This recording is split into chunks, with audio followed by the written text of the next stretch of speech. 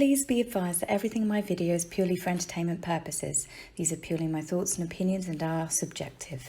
I must advise you to please do your own research. All media users found on the public domain and are fair use and fair dealings. Hey guys, so I'm back, ta-da! So let's talk about the titles. The Queen's Jubilee statement has ruffled some feathers. In fact, it has caused a complete storm of media stories coming out and polls being held and people coming out of the woodwork about how they hate Camilla and she's never going to be queen. It's been quite a dramatic outpouring, if I'm honest, since the Queen announced it.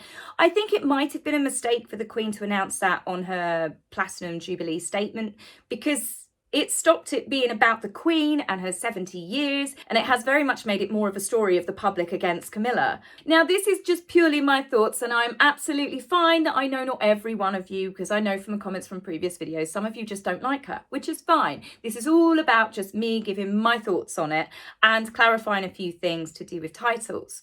So when Charles takes the throne, he is obviously going to be king. She then gets the feminine version of it. So king, queen, but she's not going to become the queen. She becomes Queen Consort. The same as Prince of Wales. Technically, Camilla is the Princess of Wales, but she has chosen to forego that title out of respect for Princess Diana, and probably more to do with, William and Harry. Now, whilst Camilla will be Queen Consort, it does not make her the queen. The Queen is completely different. The Queen, as in our Queen now, she is blood-born. Camilla will literally just have the Queen Consort title if she chooses to use it. Now, previously, and this is what has not actually helped the royal couple and has caused quite a lot of controversy. When they got married in 2005, it was made clear on the Prince of Wales website and by palace courtiers that Camilla, when Charles takes the throne, she would take the title of Princess Consort. Now, this isn't standard, but it would have generally been like when Prince William takes the throne as king, Catherine will automatically become Queen Consort. So what happened was that was announced, and now they've come out with, just out of the blue, the Queen has said that she wants her to be known as Queen Consort. So people feel like that they were lied to.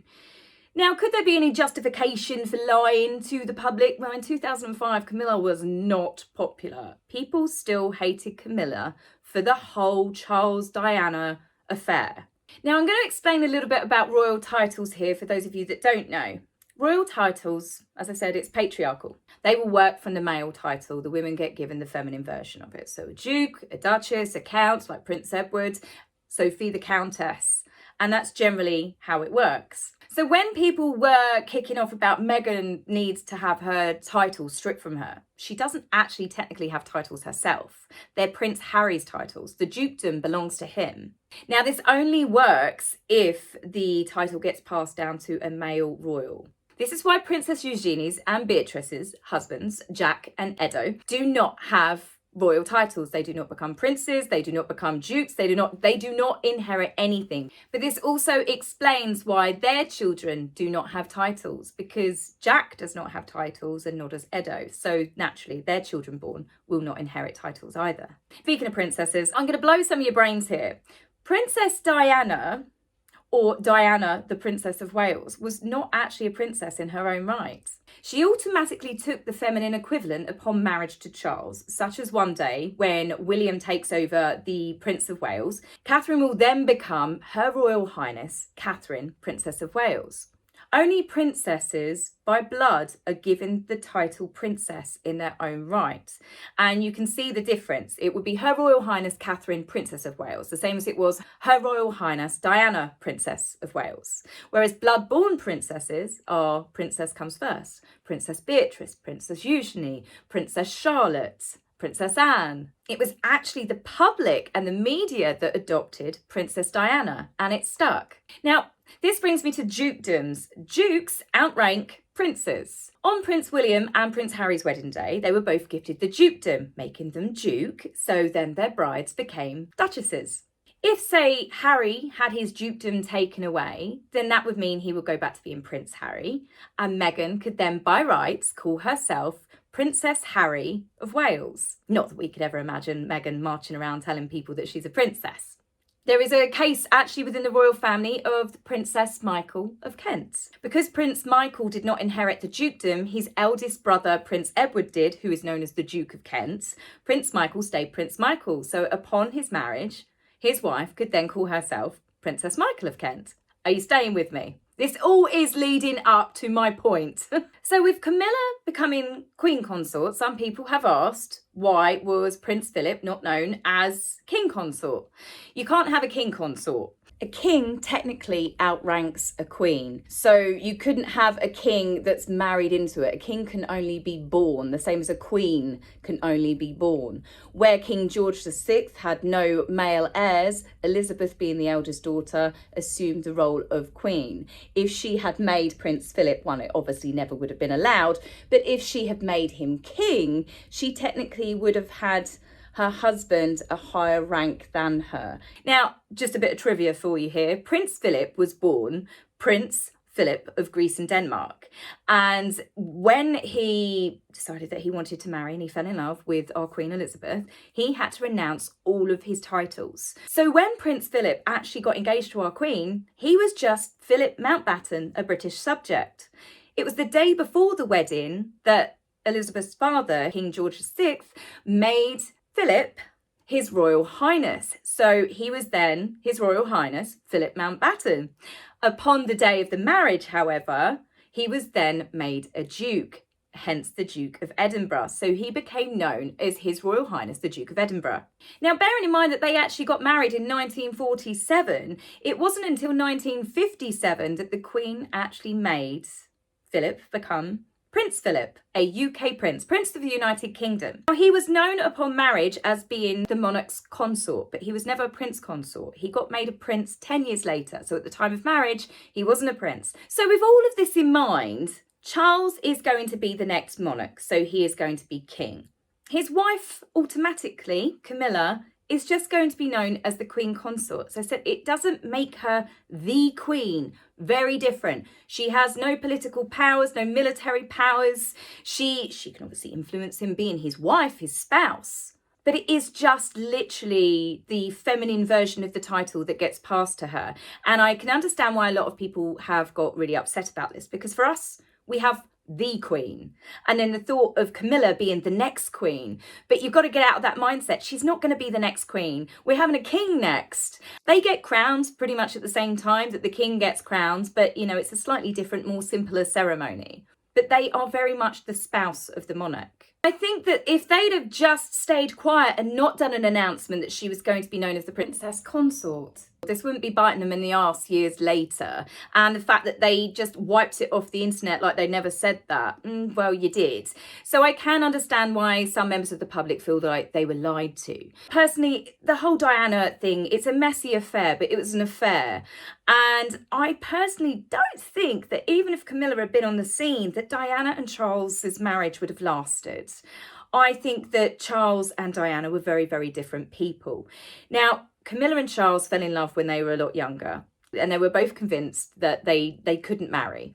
It wasn't right. We are never going to really understand the pressures that was applied to Charles and what he was told by his family, and the same with Camilla. And so the couple, you know, they were drawn apart. Camilla married, and then Charles, many years later, he met a 16-year-old Diana when he was 29. Yes, when you put it like that, a little bit creepy. He was actually dating Princess Diana's sister, and there's mixed reviews whether Diana had a crush on him, but apparently by the time she was like a couple of years older, she'd already told her friends that that was the man that she was going to marry. So you have got a love-struck teenager story here, and then you've got Charles. And there's an element where I do think Diana was a perfect virginal breeding horse. I know it's an awful way to look at it, but that's how I feel from a lot of the stuff that I've read about Diana, especially in the younger years.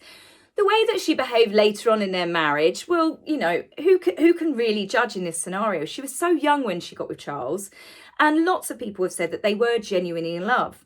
But that quickly started to evaporate. She was thrown into a spotlight. She was very young. She was very naive, very inexperienced compared to Charles. She had the pressure of being publicly perfect and then having to produce heirs to the throne. I can't imagine the immense amount of pressure that she was under. Plus, she was hounded and chased all the time. Camilla at that point was unhappy in her marriage, and Charles and Camilla found their way back to each other. Now, there was lots of nasty things that happened, but again, the biggest thing here is there are lots of guilty parties in what happened to the breakdown of their relationships, all of them, as far as I'm concerned. And whilst there is that kind of bitter taste with a lot of people, because Camilla, for quite a few people, represents the mistress winning. And for any woman out there or any man out there that's ever been cheated on, they've had their family torn apart, even children that have watched their parents be split apart by an affair, it is that whole thing that she represents, that catalyst actually winning. But I think it's really unfair for the number of years that have gone by. I personally view Charles and Camilla that they were always meant to be with each other. That's the way that I feel about it. And I'm glad that Charles obviously met Diana, because otherwise we wouldn't have William, even Harry. I know he's a bit of a tool lately, but, you know, and then we wouldn't have Catherine, we wouldn't have the Cambridge children. I'm a big believer in fate, and I think that, you know, these things were just meant to happen. Obviously, excluding the untimely death of Diana, I mean, that was an absolute tragedy, but I sometimes think, would Camilla be liked more if Diana hadn't have passed? Diana would have gone on to marry, and she, no doubt at her age, I mean, she only died at 36 years old, she might have had another child, maybe 2 children. Would the public's view on Camilla have been different if Diana was happily married and had moved on and, you know, was living in wedded bliss with someone else?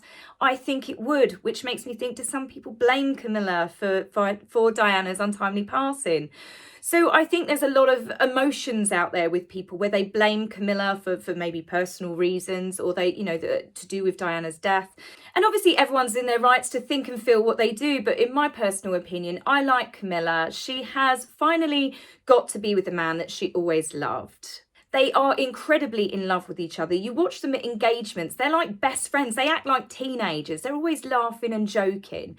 And are we really going to continue to judge not just Camilla, but to judge Charles and Camilla for something that happened 30, 40 years ago in comparison to the fact that they've been together the best part of 20 years?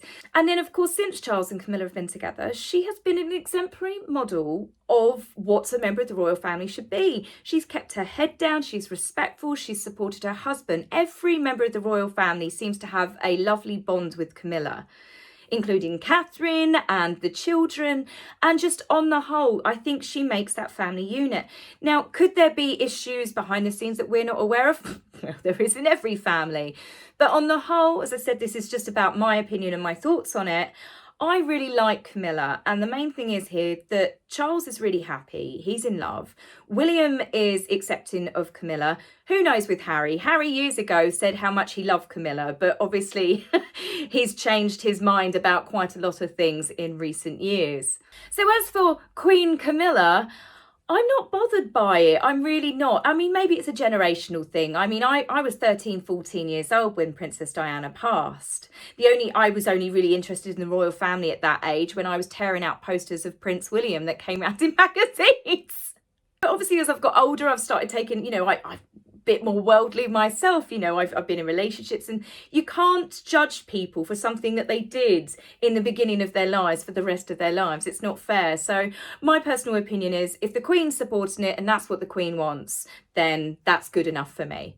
So I know this is probably going to be a controversial video, and I'm dreading looking in the comments on this one, people going, I'm unfollowing you, I'm never following you again. But yeah, we're all entitled to opinion. As I said, this whole thing with this channel is I love hearing your opinions, and this is just one of mine. So I hope you don't have a mass exodus, and I will be back with you very soon. So take care for now, guys. Bye. If you like my video, please remember to like and subscribe. Please, angry typists, you will be blocked, so save your fingers the time. If you would like to buy me a coffee, please go to my About page and click the link. Love, Taz.